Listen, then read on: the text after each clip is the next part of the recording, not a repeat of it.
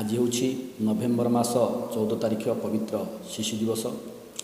यह अवसर में सरस्वती शिशु विद्या मंदिर समस्त शिशु भाई भौणी गुरुजी गुरुमा परिचालना समिति तथा अभिभावक और शुभेच्छुक वृंद को मोर सुस्वागत और अभिनंदन। आज समग्र देश में शिशु दिवस को कहीं एक जातीय दिवस रूपे पालन करा जाए एवं यार महान उद्देश्य कौन ताहा विषय में आज कहवाक जाऊँगी। ठीक आज दिन में 1899 मसीहा नवेम्बर मास 14 तारिख रे स्वाधीन भारतर प्रथम प्रधानमंत्री स्वर्गत पंडित जवाहरलाल नेहरू का जन्म होता। तांको जन्मदिन को आम शिशु दिवस रूपे पालन कर आसुँ। बेंगर पूर्वज माने काश्मीर नैष्ठिक ब्राह्मण तथा काउल बुलाउले। राजकाउल आदिभूमि काश्मीर दिल्ली चली आसी मोगल सम्राट फरक शेयार दरबार में चाकरी करते। एणु मोगल बादशाह फरक शेयार तांको दिल्ली में गोटे केनाल कूल खंडे जमी जागिर रे देथिले, जोंठी से घर करी बसवास कले। केनाल को हिंदी में नेहर कहा जाए। एणु लोके तांको से नेहर निकट में बास करुथबारु से काउल परिवार को काउल नेहरू भावे संबोधन कले। पर तांको वंशधर नेहरू वंशधर भाव परिचित है। पंडित नेहरू प्रपितामह लक्ष्मीनारायण नेहरू तांको पुओ गंगाधर नेहरू। गंगाधर दुई पुओ थिले, नंदलाल नेहरू और मोतीलाल नेहरू। से मोतीलाल नेहरू से समय जड़े सुनामधन्य वकील तथा धनी व्यक्ति थे। तांको पत्नी स्वरूपाराणी नेहरू जी की अति सरल और धर्मप्राणा थे, किंतु एमानंकर कौनसी संतान संतति नथिला। कहा जाए जे थरे गंगा नदी कूल मोतीलाल नेहरू और तांको बंधु मदन मोहन मालव्य प्रातः भ्रमण करुवा समय जड़े शुद्धपुत साधु को साक्षात करथिले एवं मदन मोहन मालव्य अनुरोध करथिले से साधु बाबा को जे तांकर बंधु को पुत्र लाभ हेबार आशीर्वाद देवा पाए। किंतु साधु मोतीलाल को देखी कही ये तांको भाग्य रे पुत्र संतान ना, एणु विशेष अनुरोध करिबारु से निजे तांको आशीर्वाद करी कही जे तांकर पुत्र रूपे मते ही निजे जन्म नेबाकू पड़िब। परवर्ती मुहूर्ते देखागला से साधुंकर देहांत होइछि एवं से साधु निजे देहत्याग करी आनंद भवन रे स्वरप्राणी कूल पुत्र रूपे जन्म नहीं। जड़े साधुंकर आत्मा ही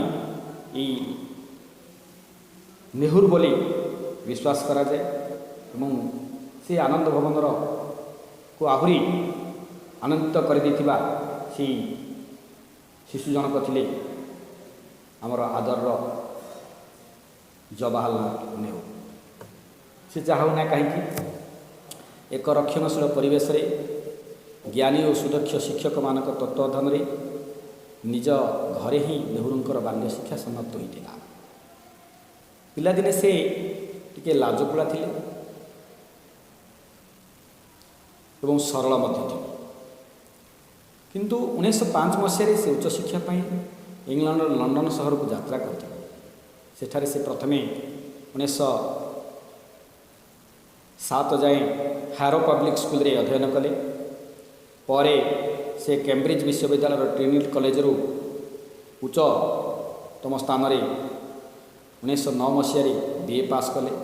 तापर 1912 से बारिस्टरी पास करी भारत को जड़े सुदक्ष बारिस्टर भावे प्रत्यावर्तन करें।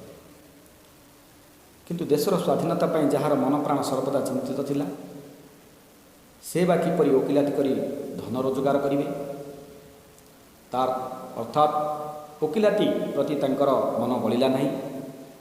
एणु देशमातृकार सेवा करने निमंते से दृढ़ भाव इच्छुक थिले।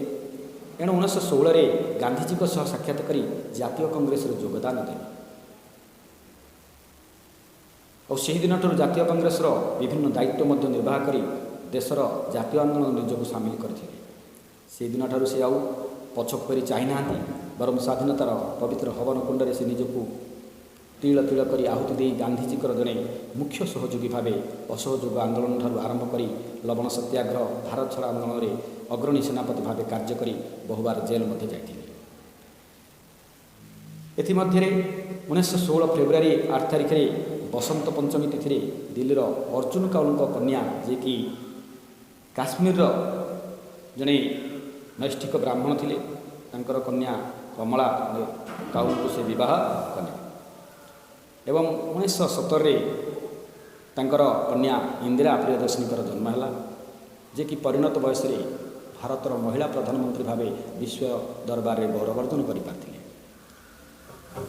1947 ମସିହା ଅଗଷ୍ଟ 15 ତାରିଖ ଭାରତ ସ୍ୱାଧୀନ ହେବା ପରେ ସେ ଭାରତର ପ୍ରଥମ ପ୍ରଧାନମନ୍ତ୍ରୀ ହେଲେ ଏବଂ ଦେଶବାସୀଙ୍କୁ ଉଦ୍ବୋଧନ ଦେଇ କହିଥିଲେ, ବହୁ ବର୍ଷ ଧରି ଆମେମାନେ ଏକ ଅଦୃଷ୍ଟ ସହିତ ସାକ୍ଷାତ କରିବା ପାଇଁ ଚେଷ୍ଟା କରି ଆଜି ସଫଳ ହୋଇଛନ୍ତି। ବର୍ତ୍ତମାନ ଏହାକୁ ମହାନ କରି ଗଢ଼ି ତୋଳିବା ପାଇଁ ସମ୍ପୂର୍ଣ୍ଣ ଭାବେ ଆମେ ଅଙ୍ଗୀକାରବଦ୍ଧ ହେବା ଆବଶ୍ୟକ। ସେ ଦୀର୍ଘ 17 ବର୍ଷ ଆପ୍ରାଣ ଉଦ୍ୟମ କରି ନିଜର ରାଜନୈତିକ ଜ୍ଞାନ, ସାଂଗଠନିକ ଦକ୍ଷତା, ଅପୂର୍ବ ଦେଶପ୍ରେମ, କୂଟନୈତିକ ଜ୍ଞାନ ଓ ମାନବ ପ୍ରେମ ଦ୍ୱାରା ସେ ଭାରତକୁ ଗଢ଼ି ତୋଳିବାର ଚେଷ୍ଟା କରି ସଫଳ ମଧ୍ୟ ହୋଇଥିଲେ। ସର୍ଦ୍ଦାର ବଲ୍ଲଭଭାଇ ପଟେଲଙ୍କ ଦୃଢ଼ ନେତୃତ୍ୱ ଓ ସହଯୋଗରେ ସେ 600ରୁ ଊର୍ଦ୍ଧ୍ୱ ଗଡ଼ଜାତକୁ ଭାରତ ସହ ମିଶ୍ରଣ କରି ବର୍ତ୍ତମାନ ଦେଖୁଥିବା ଭାରତକୁ ଗଠନ କରିବାରେ ସଫଳତା ଅର୍ଜନ କରିପାରିଥିଲେ। ଶିଶୁମାନଙ୍କ ପ୍ରତି ପଣ୍ଡିତଜୀଙ୍କ ମନରେ ଗଭୀର ଶ୍ରଦ୍ଧା ଓ ସ୍ନେହ ଥିଲା। ସେ ବେଳେବେଳେ ପ୍ରଧାନମନ୍ତ୍ରୀ ଥିବା ସମୟରେ ନିଜର କାର୍ଯ୍ୟାଳୟରୁ କାହାକୁ କିଛି ନ କହି ଶିଶୁମାନଙ୍କ ସହିତ ଖେଳୁଥିଲେ, ଶିଶୁମାନଙ୍କ ସହିତ ପ୍ରମୋଦ ଉଦ୍ୟାନରେ ବୁଲୁଥିଲେ। ଏହିପରି ଶିଶୁମାନଙ୍କ ପ୍ରତି ତାଙ୍କର ମନରେ ଗଭୀର ଶ୍ରଦ୍ଧା ଓ ଦୁର୍ବଳତା ରହିଥିଲା। ସେ କହୁଥିଲେ, ଶିଶୁ ହିଁ ହେଉଛି ଦେଶର ପ୍ରକୃତ ମେରୁଦଣ୍ଡ, ଆଜିର ଶିଶୁ ଆସନ୍ତାକାଲିର ନାଗରିକ ଓ ସେ ହିଁ ହେଉଛି ଦେଶର ପ୍ରକୃତ ନିର୍ମାତା। ଯେତେବେଳେ ଦେଶବାସୀ ତାଙ୍କର ଜନ୍ମଦିନ ପାଳନ କରିବା ପାଇଁ ଇଚ୍ଛା ପ୍ରକାଶ କରିଥିଲେ, ସେତେବେଳେ ସେ ନିଜ ଜନ୍ମଦିନକୁ ଶିଶୁମାନଙ୍କ ପାଇଁ ଉତ୍ସର୍ଗ କରି ତାଙ୍କ ନାମରେ ଶିଶୁ ଦିବସ ରୂପେ ପାଳନ କରିବା ପାଇଁ ଆଗ୍ରହ ରଖିଥିଲେ। କାରଣ ପ୍ରବାଦ ଅଛି, ଦ child is the father of the man. ଏବଂ ଉତ୍କଳମଣି ଗୋପବନ୍ଧୁଙ୍କ ମତରେ ଶିଶୁ ବଢ଼ି କ୍ରମେ ବେ ଯୁବା ବୃଦ୍ଧ ଚତୁର ପ୍ରବୀଣ ନର ପ୍ରଭାତ ଅରୁଣେ ରୁଚି ରହିଥାଏ ମଧ୍ୟାହ୍ନ ତେଜ ପ୍ରଖର।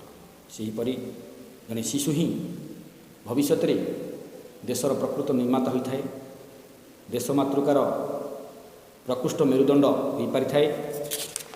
ତେଣୁ ଏହି ଶିଶୁ ଜୀବନକୁ ଉନ୍ନତ କରି ଗଢ଼ି ତୋଳିବା ଓ ତା'ର ମନରେ ପ୍ରାଣରେ ସାହସିକତା, ଦାମ୍ଭିକତା ଓ ଜାତୀୟତା ଜାଗ୍ରତ କରିବା ନିମନ୍ତେ ଉଦ୍ୟମ ରହିବା ଆବଶ୍ୟକ।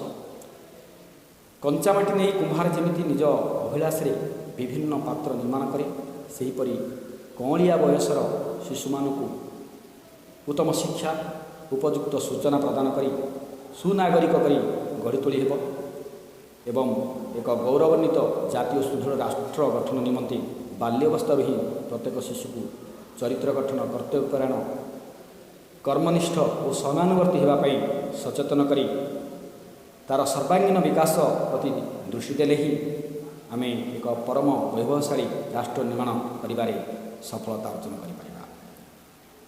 ସେଥିରେ ଶିଶୁଙ୍କ ପ୍ରତି ଅତି ଆଦରଣୀୟ ଚାଚାଜୀ, ଶିଶୁମାନେ ତାଙ୍କୁ ଆଦରରେ ଚାଚା ନେହୁରୁ ବୋଲି ଡାକୁଥିଲେ। ଏଣୁ ସେହି ମହାନ ଶିଶୁବତ୍ସଳ, ଶିଶୁ ସୁଲଭ, ଶିଶୁ ପ୍ରାଣ ତଥା ଦେଶର ପ୍ରଥମ ପ୍ରଧାନମନ୍ତ୍ରୀ ପଣ୍ଡିତ ଜବାହରଲାଲ ନେହୁରୁଙ୍କ ଜନ୍ମ ତିଥିକୁ ସ୍ମରଣ କରିବା ନିମନ୍ତେ ପ୍ରତିବର୍ଷ ନଭେମ୍ବର 14କୁ ରାଷ୍ଟ୍ରୀୟ ଶିଶୁ ଦିବସ ରୂପେ ପାଳନ କରାଯାଉଛି, ଯାହାର ଅନୁକରଣରେ ଆଜି ଆନ୍ତର୍ଜାତିକ ସ୍ତରରେ ମଧ୍ୟ ଶିଶୁମାନଙ୍କୁ ପ୍ରାଧାନ୍ୟ ଦେଇ ଶିଶୁ ଦିବସ ମଧ୍ୟ ପାଳନ ହେବାରେ ଆରମ୍ଭ ହେଲାଣି। ସେହି ପୂତ ପବିତ୍ର ଆତ୍ମା ପ୍ରତି ଗଭୀର ଶ୍ରଦ୍ଧାଞ୍ଜଳି ଅର୍ପଣ କରି ମୋର ଆଜିର ବକ୍ତବ୍ୟ ଶେଷ କରୁଛି। ଭାରତ ମାତା କି ଜୟ।